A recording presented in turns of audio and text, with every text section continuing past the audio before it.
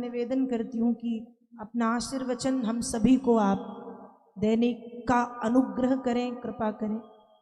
तो महाराज जी से मेरा निवेदन है, कुछ समय आप महाराज जी के आशीर्वचन को श्रवण करें, तत्पश्चात आगे की भगवत चर्चा में हम प्रवेश करेंगे। बोलिए हनुमान जी महाराज की जय हो।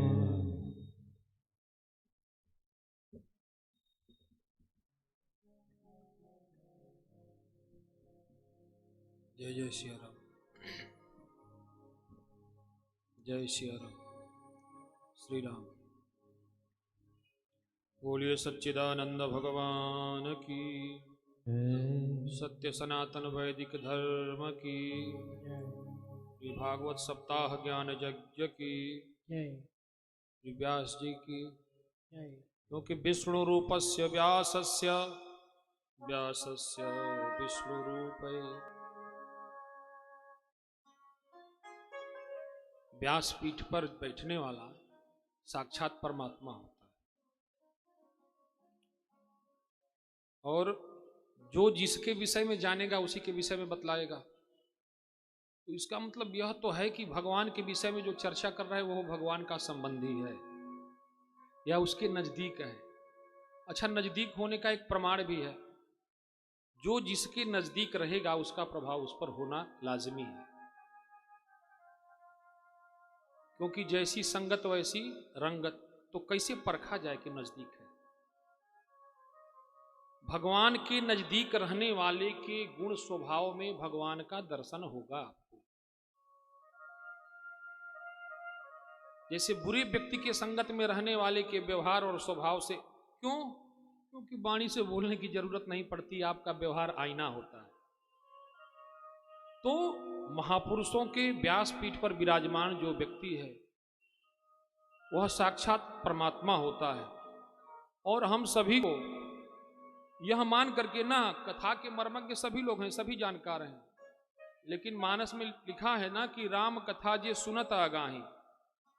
भागवत पंडाल में जाएं, राम कथा के पंडाल में जाएं या कहीं भी जाएं, अब हनुमान जी से बड़ा श्रोता तो कोई नहीं हो सकता, हनुमान जी से बड़ा कथाकार भी कोई नहीं हो सकता, लेकिन वह श्रोता बन के जाते हैं। हो सकता है घर घर में राम कथा भागवत कथा हम सभी लोग सुन रहे हैं, लेकिन जो तृप्त हो गया वो भक्त नहीं है। क्योंकि जिनके हृदय समुद्र समाना, जिनके हृदय समुद्र समाना, जिनके हृदय जिनका हृदय समुद्र के समान हो। अच्छा, नदियां हमेशा सागर में गिरती हैं, बोलो माई लोग, गिरती है ना?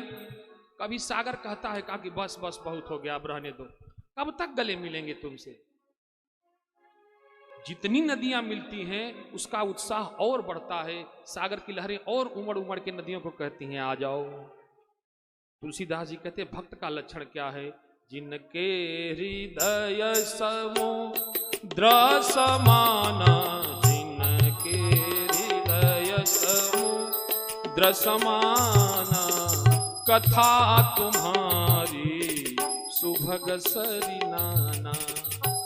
और आपकी कथा उसको कैसी लगती हो? सुंदर पवित्र करने वाली नदियों के समान। तो हम कथा को जितना सुने भूख हमारी और बढ़ती जाए, और सुने और सुने और सुने, और जिसको तृप्ति हो जाए। हम तो सुन लिए, जान लिए, समझो कुछ नहीं जाना। क्योंकि राम कथा जे सुनत अघाही, राम कथा जे सुनत अघाही, रस विशेष तिन पावत नाही। संसार में दो चीजें हैं, एक यश और दूसरा रस। तो रस को पा लेने वाला यश की परवाह नहीं करता, और जो यश के पीछे भागता है वो रस से चूक जाता है। बोलिए सच्चिदानंद भगवान की। और यह परम सौभाग्य है। क्या कहें, हमारे थोड़े हो सकता है कुछ रही हो दिक्कत,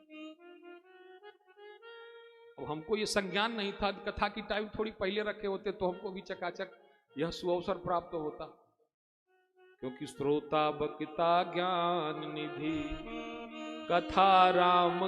सुनने वाला भी रसिक हो, कथा कहना नहीं पड़ता है, श्रोता हो ना रसिक तो कथा बहती है। अगर श्रोता हो तो कथा बहती है। कथा में 3 तरह के लोग आते हैं। कुछ लोग घर से जान बचा के आते हैं, घर पे रहेंगे तो पत्नी बच्चों माँ बाप का कुछ ना कुछ करना पड़ेगा, तो वो आते हैं सोने कथा में, चलो वहां कोई तंग नहीं करेगा, सोता। दूसरे श्रोता हैं सरौता, हाँ टेंट तो बढ़िया लगाया था लेकिन कह नहीं रही थी बढ़िया, अच्छा गा नहीं रही थी, अच्छा खरा से गा रही थी, नीचे से गा, कुछ ना कुछ कमी निकालने, सरौता।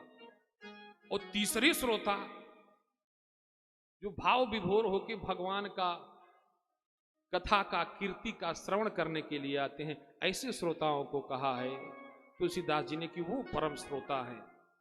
और ऐसे परम श्रोता हनुमान जी महाराज जो मानस के मर्मज्ञ हैं, भगवान के अनन्य भक्त हैं, भगवान के विषय में सब कुछ जानने वाले हैं, वो प्रथम श्रोता बन के आते हैं। तो यहाँ तो व्यास आसन पर जब ठाकुर जी आके विराजमान हो जाएं तब हम लोग कहते हैं अब सुना रहा है, चलो आधा घंटा बीत जाए तब चलेंगे। अभी भक्ति का लक्षण है। सोचिए, बड़ा अधिकारी आना होता है तो छोटे कर्मचारी पहले जाते हैं कि नहीं बाबा बताओ। प्रधानमंत्री का दौरा हो तो क्षेत्रीय कलेक्टर, उस क्षेत्र के बड़े प्रतिनिधि पहले पहुंच जाते हैं भगवान की सेवा सत्कार करने, अधिकारी की सेवा सत्कार, व्यवस्था में कोई चूक ना हो। अब यहाँ भागवत भगवान स्वयं नारायणे पधार रहे हैं, तो हम आप लोगों से यही विनती करेंगे कथा के पंडाल में कथा चालू होने से पहले आए और कथा के श्रवण करने के लिए जब निकलें तो भगवत नाम संकीर्तन करते हुए, नहीं कि कितनी रोटी बनाए, अच्छा चलो चल के सब्जी बनाए, वो तो बनेगी, जिंदगी इसी के लिए है। लेकिन जितने दिन कथा श्रवण कर रहे हैं, श्वास श्वास पर हरि जपो, वृथा श्वास जन खोय, ना जाने इस श्वास की आवनी होय। श्वास श्वास पे जपिए, रोटी बनाइए, भगवान का नाम संकीर्तन करते हुए। भागवत सुनना तभी सार्थक होगा जब 7 दिन भागवतमय हो जाएं आप। सोना उठना चलना फिरना कहीं भी कुछ भी करते रहे लेकिन चित्त हमेशा भगवान में लगा रहे। व्यास जी के द्वारा कही गई जो बातें हैं वो गूंजती रहे, मन से निकले ना, बूझ न लगे। और पहले आए, अगर भगवान के प्रति श्रद्धा है तो आए, छोटा संकीर्तन करते हैं, फिर हमको भी कथा सुनने में आनंद है। अभी बोल के आए हैं तो बोलना तो है ही है, लेकिन सुनने में जो लज्जत है वो बोलने में कम है। राम अतर के बुद्धिमान बानी, और कभी कभी मौन वो कर जाता है जो शब्द नहीं कर पाते। और देवताओं की जो बातें होती हैं वो अपरा वाणी में होती हैं, वहां शब्द का उपयोग नहीं करना पड़ता। वो तो हमको समझाने के लिए आप लोग टीवी में या और जो जगह देखते हैं वो हम जैसे मूर्खों को समझने के लिए, वहां भाव से ही आभास हो जाता है कि परमात्मा क्या कहना चाहता है। इसलिए भगवान को समझने के लिए भाव का जरूरत होना चाहिए। आए आप लोग भी मिलके गाइएगा, जय राधा माधव जय श्यामा प्यारी, जय राधा माधव जय श्यामा प्यारी, जय हो जय राधा माधव जय श्यामा प्यारी, जय राधा माधव जय श्यामा प्यारी। और कोई मत समझो हमको, और कोई मत समझो हमको, हमको इतनी समझ भली है, हमको इतनी समझ भली है। ठाकुर नंद किशोर हमारे, ठाकुरानी वृषभान लली है, ठाकुर नंद किशोर हमारे ठकुरानी वृषभान लली है। जय राधा माधो जय श्यामा प्यारी। जय राधा माधव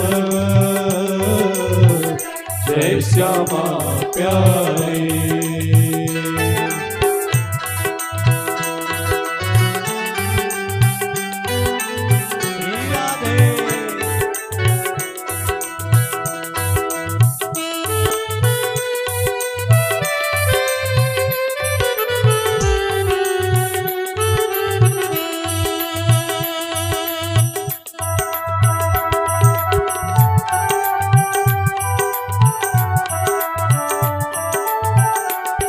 बोलिए सच्चिदानंद भगवान की जय। श्रीमद् भागवत ज्ञान यज्ञ की जय। आए। बस इन्हीं बातों के साथ हमने अपनी वाणी को विराम देते हैं और पुनः व्यास जी के लिए हम मंच जो है मंचासीन उनको करते हैं। आप कहें आनंद लिया जाए कथा का। तो बोलिए बिल्कुल बिल्कुल बोले। बोलिए श्री वृंदावन बिहारी लाल की जय। हनुमान जी महाराज की जय। आज की पावन कथा यहीं पर समर्पित करें और कल पुनः हम भगवत चर्चा